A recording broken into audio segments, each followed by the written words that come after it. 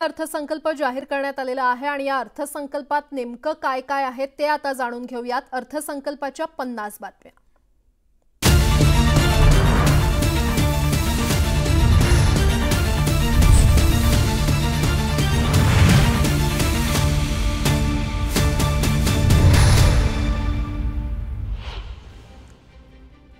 अर्थसंकल्पात गरीब, महिला, तरुण आणि शेतकरी यावर लक्ष केंद्रित करण्यात आलेलं आहे। शेतकऱ्यांसाठी उच्च किमान आधारभूत किंमत जाहीर केली आहे। पीएम गरीब कल्याण अन्न योजना 5 वर्षांसाठी वाढवली आणि त्यामुळे 80 कोटींहून अधिक लोकांना लाभ होणार आहे। यंदाच्या अर्थसंकल्पानुसार कर रचनेत बदल करण्यात आलेले आहेत। 3 लाखांपर्यंतच्या उत्पन्नावर कर लागणार नाहीये, तर 3 ते 7 लाखांपर्यंतच्या उत्पन्नावर 5% कर लागणार असून 7 ते 10 लाखांपर्यंत उत्पन्नावर 10% कर लागणार आहे। 10 ते 12 लाखांपर्यंत उत्पन्नावर 15%, तर 15 लाखांहून अधिक उत्पन्न असणाऱ्यांना 30% कर लागणार आहे। केंद्र सरकारनं यंदाच्या अर्थसंकल्पात स्टँडर्ड डिडक्शनची मर्यादा 50,000हून 75,000पर्यंत वाढवण्यात आलेली आहे। पेन्शनची मर्यादा देखील 15,000वरून 25,000पर्यंत वाढवण्यात आली आहे। याचा फायदा 4 कोटी पगारदार आणि पेन्शनधारकांना होईल असं सीतारमण यांनी म्हटलंय।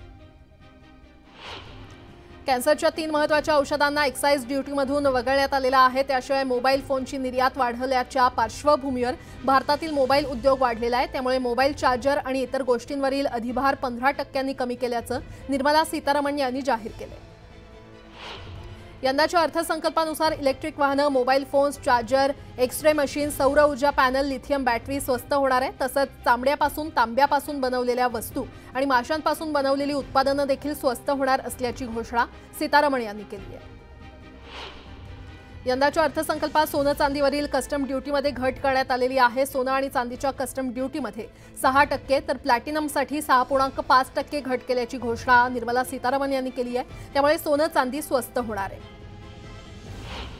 यंदाच्या अर्थसंकल्पात पंतप्रधान सूर्यघर मोफत वीज योजना जाहीर करण्यात आलेली आहे। यातून 1 कोटी घरांना प्रत्येक महिन्याला 300 युनिट वीज मोफत दिली जाणार असून यात 1.2 कोटी नोंदणी आणि 14 लाख अर्ज आल्याची माहिती निर्मला सीतारमण यांनी दिली आहे। रोजगार निर्माण करण्यासाठी 2 लाख कोटी खर्च करण्यात येणार आहे। तरुणांसाठी भरीव आर्थिक मदत देण्यासाठी प्रयत्न केले जाणार आहेत। 30 लाख तरुणांना रोजगार दिला जाणार आहे आणि नवे व्यवसाय सुरू करण्यासाठी तरुणांना कर्ज देखील दिलं जाणार आहे।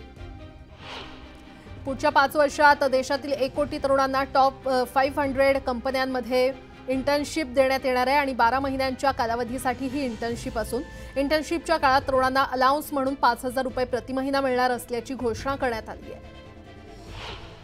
कौशल्य विकासासाठी केंद्र सरकारची नवीन योजना जाहीर करण्यात आलेली आहे। राज्य सरकार आणि उद्योग विश्वासोबत ही योजना राबवली जाईल। त्यात 5 वर्षांच्या काळात 20 लाख युवकांना कौशल्य विकास प्रशिक्षण दिलं जाणार असून या प्रशिक्षणाचा अभ्यासक्रम उद्योग विश्वाच्या गरजांनुसार तयार केला जाणार आहे।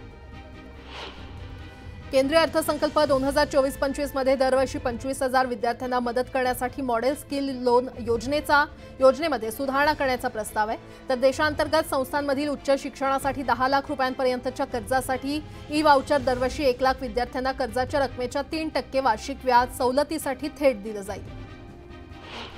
2 लाख कोटी रुपयांच्या केंद्रीय खर्चासाठी 5 वर्षातील 4.1 कोटी तरुणांना रोजगार, कौशल्य आणि इतर संधी उपलब्ध करून देण्यासाठी 5 योजना आणि उपक्रमांचं पंतप्रधान पॅकेज जाहीर करण्यात आलंय। शिक्षण, रोजगार आणि कौशल्यांसाठी 1.48 लाख कोटी रुपयांची तरतूद केली आहे।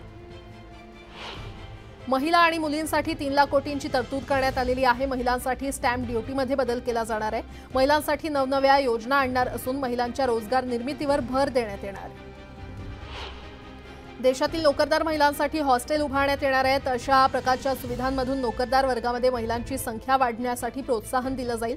सर्वांगीण विकासासाठी नॅशनल कोऑपरेशन पॉलिसी राबवली जाईल। याशिवाय देशांतर्गत संस्थांमध्ये उच्च शिक्षणासाठी 10 लाख रुपयांची आर्थिक मदत केली जाईल असं निर्मला सीतारमण यांनी म्हटलंय। पंतप्रधान आवास योजनेअंतर्गत 3 कोटी नवीन घरं बांधली जाणार आहेत। पीएम शहरी गृहनिर्माण योजनेसाठी 10 लाख कोटींची घोषणा करण्यात आली असून मुद्रांक शुल्क कमी करणाऱ्या राज्यांना प्रोत्साहन दिलं जाईल।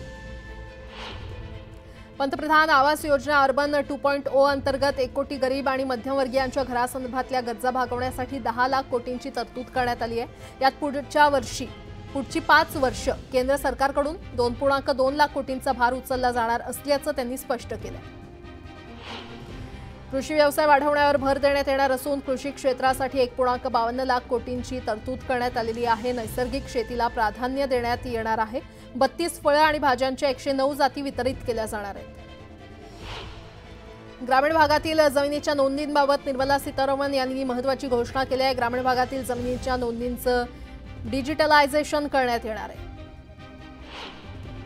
देशभरातील 25,000 गावखेड्यांसाठी चांगल्या दर्जाचे रस्ते बनवण्यासाठी पंतप्रधान ग्रामसडक योजना फेज 4 लॉन्च करण्यात आलेली आहे। बिहारमध्ये सातत्यानं पूरस्थिती येत असते, त्यामुळे सरकार पूरस्थिती नियंत्रणासाठी साधारणपणे 11,500 कोटींची तरतूद करणार असून हिमाचल प्रदेशमध्ये देखील आर्थिक तरतूद केली जाईल अशी घोषणा निर्मला सीतारामन यांनी केली आहे।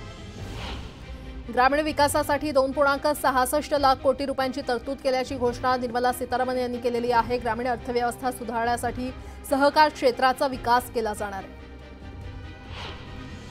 ईपीएफओ कर्मचाऱ्यांसाठी 3 नव्या योजनांची घोषणा करण्यात आलेली आहे। सर्व औपचारिक क्षेत्रातील कामगारांना पहिल्यांदाच कार्यालयामध्ये प्रवेश केल्यावर 1 महिन्याचा पगार मिळेल। 1 महिन्याच्या पगाराचं थेट लाभ हस्तांतरण 15,000 रुपयांपर्यंत 3 हप्त्यांमध्ये प्रदान केलं जाईल। या फायद्यासाठी पात्रता मर्यादा 1 लाख रुपये प्रति महिना पगार असेल।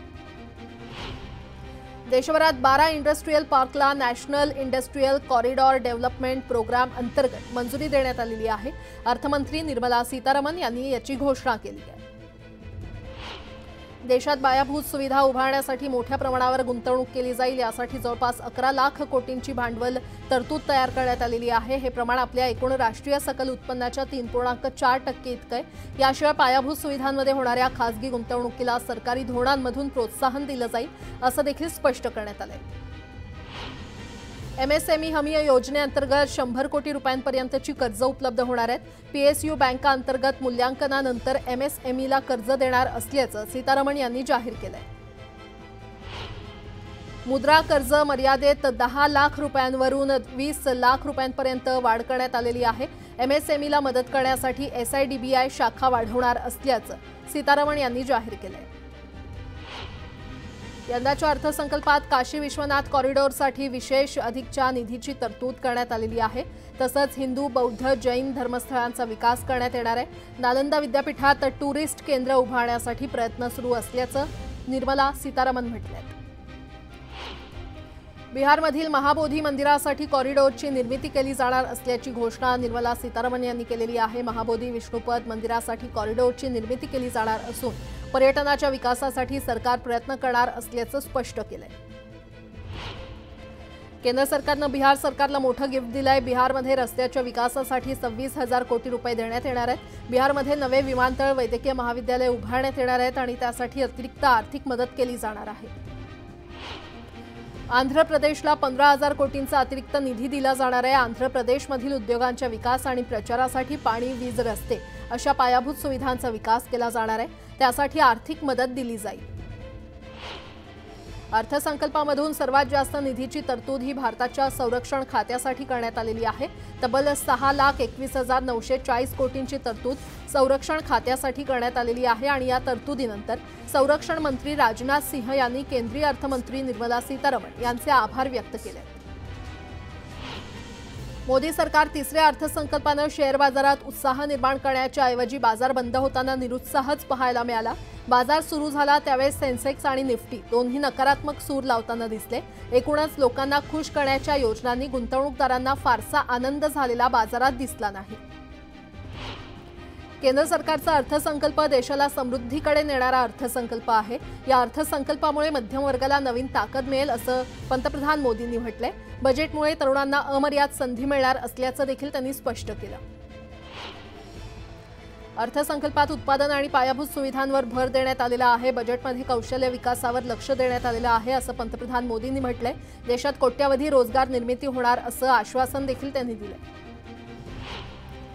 भारताच्या भविष्यावर मोठी गुंतवणूक करणारं बजेट आहे। अतिशय संतुलित असा अर्थसंकल्प सीतारामन यांनी मांडलाय अशी प्रतिक्रिया उपमुख्यमंत्री फडणवीसांनी दिली आहे। देशाची अर्थव्यवस्था मजबूत होते, देशात महागाईचा दर घटलाय, उत्पादन क्षेत्रात मोठी वाढ होते असं म्हणत फडणवीसांनी अर्थसंकल्पाचं स्वागत केलं। अर्थसंकल्पावर टीका करणाऱ्या विरोधकांवर उपमुख्यमंत्री फडणवीसांनी जोरदार हल्लाबोल केलाय। विरोधकांनी बजेट न वाचताच प्रतिक्रिया देत घोषणाबाजी केली। महाराष्ट्राला काही मिळालं नाही असा नरेटिव्ह विरोधक सेट करत आहेत असा आरोप फडणवीसांनी केलाय। 9 घटकांना न्याय देणारा नवरात्र अर्थसंकल्प असून अर्थसंकल्पातून करदात्यांना मोठा दिलासा मिळालेला आहे अशी प्रतिक्रिया मुख्यमंत्री एकनाथ शिंदेंनी दिली आहे। या अर्थसंकल्पामुळे अर्थव्यवस्थेला मोठ्या प्रमाणात चालना मिळणार असा विश्वास मुख्यमंत्री शिंदेंनी व्यक्त केला आहे। पंतप्रधान मोदींनी नावडता महाराष्ट्र ही योजना सुरू केलेली दिसते अशी टीका उद्धव ठाकरे यांनी केली आहे। गेल्या 10 वर्षात महाराष्ट्र ओरबाडला, मुंबईची लूट केली, पण प्रत्येक बजेटमध्ये महाराष्ट्राची निराशाच केल्याचं ते म्हटलेत। महाराष्ट्रानं आणखी किती अन्याय सहन करायचा असा सवाल करत घटनाबाह्य सरकारची किंमत महाराष्ट्राला मोजावी लागत असल्याचा टोला त्यांनी केलाय।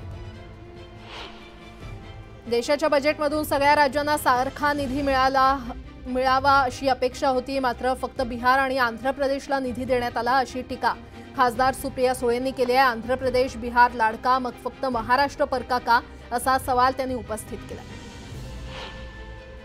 केंद्राचा अर्थसंकल्प म्हणजे विकसित भारताची संकल्पना पूर्णत्वास नेण्याच्या दिशेने उचललेलं पहिलं पाऊल आहे असं खासदार अशोक चव्हाण यांनी म्हटलंय। विविध योजनांमुळे यंदाचा अर्थसंकल्प स्वागतार्ह असल्याची प्रतिक्रिया त्यांनी दिली। बजेटमध्ये महाराष्ट्रावर अन्याय का असा सवाल आदित्य ठाकरेंनी केला आहे। गोवा, गुवाहाटी, सुरत फिरलेल्या गद्दारांनी घटनाबाह्य सरकार बनवणाऱ्या भाजपनं महाराष्ट्रासाठी काय मिळवलं असा खोचक टोला त्यांनी लगावला। आज मांडलेलं बजेट म्हणजे खोदा पहाड निकला चुहा अशी परिस्थिती असल्याची टीका ठाकरे गटाचे खासदार अरविंद सावंत यांनी केली आहे। विधानसभा निवडणुकीत महाराष्ट्रातील जनता यांना हाकलणार असल्याचं त्यांनी राज्याला काहीही दिलं नसल्याचा टोला सावंत यांनी लगावला। यंदाचा अर्थसंकल्प म्हणजे सरकार टिकवण्यासाठी केलेला केविलवाणा प्रयत्न असल्याची टीका अमोल कोल्हे यांनी केली आहे। केंद्र सरकारनं निधी वाटपात महाराष्ट्राकडे केलेल्या दुर्लक्षावर ट्रिपल इंजिनवालं सरकार गप्प का असा सवाल त्यांनी केलाय। केंद्र सरकारच्या अर्थसंकल्पावर विरोधी पक्षनेते विजय वडेट्टीवार यांनी प्रतिक्रिया दिली आहे। महाराष्ट्रासाठी बजेटमध्ये काहीच नाही, बजेटमध्ये महाराष्ट्राकडे दुर्लक्ष करण्यात आलंय अशी टीका त्यांनी केली। खासदार अनिल बोंडे यांनी केंद्र सरकारच्या अर्थसंकल्पाचं स्वागत केलंय। गरीब, शेतकरी, युवा आणि महिलांना समर्पित असलेला हा अर्थसंकल्प आहे। बजेटमध्ये 9 विषयांना प्राधान्य देण्यात आलं आहे अशी प्रतिक्रिया बोंडेंनी दिली आहे। सर्वसामान्यांना, शेतकऱ्यांना केंद्र सरकारच्या बजेटमधून काही मिळालेलं नाही। बजेटमधून चंद्रबाबू नायडू आणि नितीश कुमार यांना विशेष वागणूक दिली आहे असा आरोप काँग्रेस नेत्या यशोमती ठाकूर यांनी केलाय। बजेटनं महाराष्ट्राच्या तोंडाला चुना लावलेला आहे अशी टीका देखील त्यांनी केली। बजेटमधून महाराष्ट्राला अपेक्षा होत्या, मात्र भाजपनं तोंडाला पानं फुसली, कोणत्याही ठिकाणी महाराष्ट्राचा उल्लेख नाही अशी टीका जयंत पाटील यांनी केली आहे। बजेटमधील घोषणा म्हणजे वाऱ्याची वरात असून सरकार टिकवण्यासाठी आंध्र आणि बिहारला योजना दिल्या असा आरोप त्यांनी केला आहे। यंदाच्या अर्थसंकल्पात महाराष्ट्राला काहीच मिळालेलं नाही याचा निषेध करत महाविकास आघाडीच्या खासदारांनी संसदेच्या पायऱ्यांवर आंदोलन केलं। यावेळी केंद्र सरकारनं महाराष्ट्राच्या तोंडाला पानं पुसली असं म्हणत त्यांनी केंद्र सरकारचा निषेध केला। यासोबतच इतरही काही महत्त्वाच्या बातम्या आपण पाहणार आहोत। तुर्तास एक छोटासा ब्रेक घेऊन लगेचच परत येतोय। पाहत रहा न्यूज 18 लोकमत।